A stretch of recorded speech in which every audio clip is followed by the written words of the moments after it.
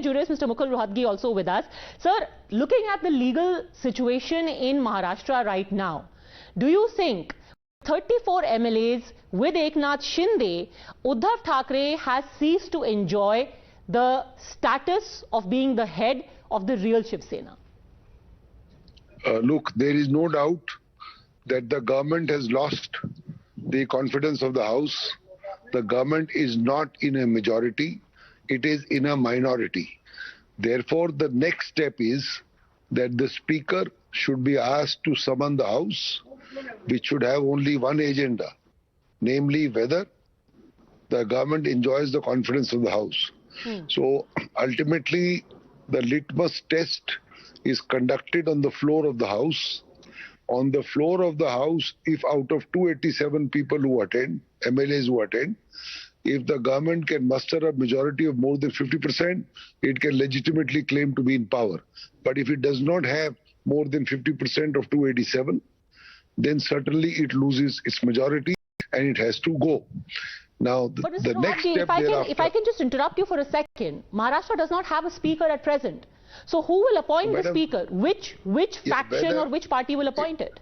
No, it doesn't make a difference whether there is a speaker, and if there is no speaker, then you have a deputy speaker who will conduct the floor test.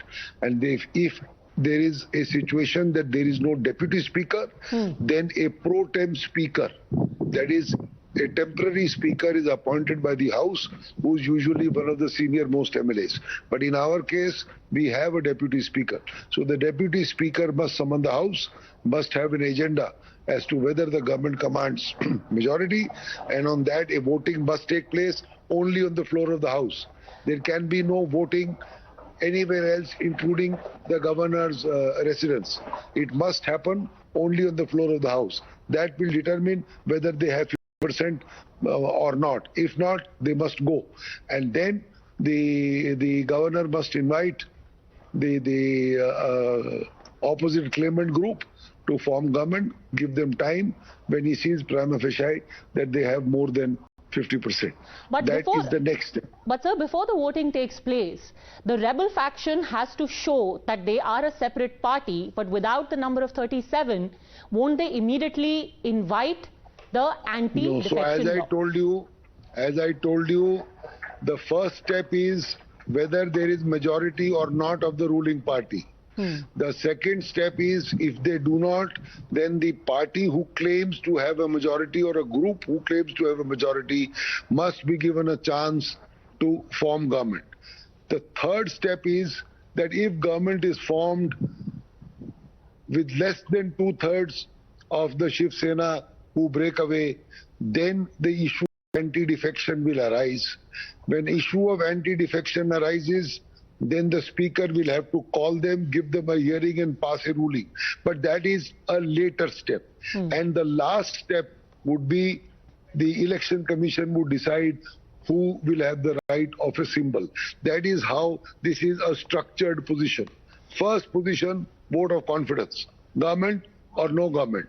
Second, defection or anti-defection. Third, if there is an issue of a symbol, that will be decided by the EC. That's how it goes. So if Uddhav Thackeray does not quit today, the BJP can now move a no confidence motion against him?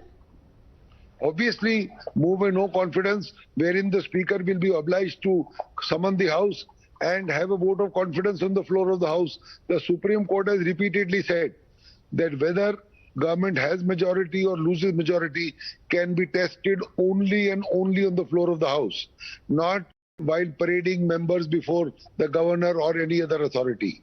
Therefore, the idea is that if the BJP was to give a list of persons who are now voting with the BJP, belonging to Shiv Sena or erstwhile members of the governing party, then obviously he will call the speaker or the deputy speaker will call the House and put the motion to vote. It's a very simple vote. Either you have 50% of 287 or you don't have. Sir, is there a time frame within which Uddhav Thackeray has to prove that he has the confidence of the House? Well, there is no time frame provided by the Constitution, but since the matter is of utmost constitutional importance and may involve the fall of a government. You need a government to be in place to run the state in accordance with the constitutional principles. The governor must do it ASAP. ASAP does not mean morning or evening. It can certainly mean in the next couple of days. That should happen. Also, unfortunately, we have seen cases where it has not happened. When I was a counsel in the Supreme Court for the Bangalore Karnataka issue, if you remember 2-3 years ago, the governor was the speaker was ducking the issue. We had to move the court, etc. So I hope that such an ugly situation does not happen. I hope nobody has to move the court, and the constitutional the principles must be followed. The governor is a very high-ranking authority in the constitution, supposed to be unbiased, even though he may belong to one party. His job is to ensure that the government is run in accordance with the constitution. Mr. Rohatgi, one final question to you. Today a whip was issued by the Shiv Sena to the rebel MLAs saying either present yourself by 5 p.m. or you will stand disqualified from the party. Can they issue a whip like this, and do the MLAs, by virtue of not turning up at 5, stand automatically disqualified? There is no question of disqualification. If they don't obey the whip, they can tell the speaker that we form a separate group, and therefore, as I told you, the ultimate thing is the vote of confidence on the floor of the House.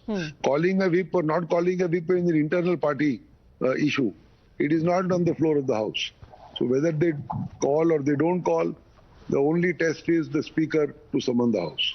Okay. Finally, if Mr. Thackeray today quits, he offers his resignation, what is the most obvious next step? Obviously, the people who break away and join another group who claim to have more than 50% will stake a claim before the governor, and the governor will prima facie have a look at the numbers they have, and then he will ask a House to summon, and then the vote of confidence, the party who claims will have to prove a vote of confidence, because the government would have gone on resignation. That's it. That can happen in a couple of days. All right, Mr. Mukul Rohatgi, really appreciate you having laid out all the facts there very lucidly and helping us understand. Thank you very much. In the meantime,